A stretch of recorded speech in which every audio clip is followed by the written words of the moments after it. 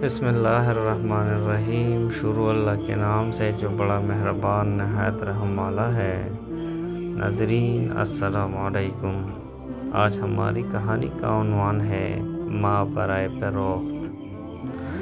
کہتے ہیں خلیجی ملک میں ایک شادی کی تقریب بڑی دھوم دھام سے جاری تھی۔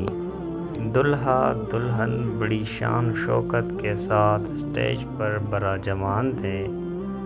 دلہن نے دلہا کے کان میں کہا، اپنی ماں کو اسٹیج سے اتار دو کیونکہ میں اسے ناپسند کرتی ہوں۔ دلہا اٹھا، مائک پکڑا اور 3 دفعہ اعلان کیا، مجھ سے میری ماں کون خریدے گا؟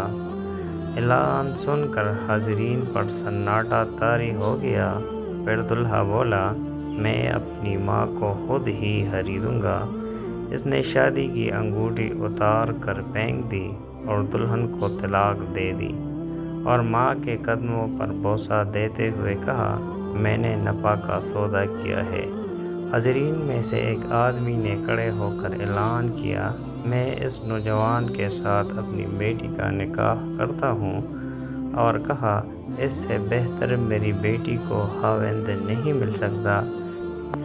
اس نوجوان نے دنیا بھی کما لی اور اپنی جنت ماں بھی پالی۔ ناظرین یہ تھی آج کی کہانی ماں برائے فروخت۔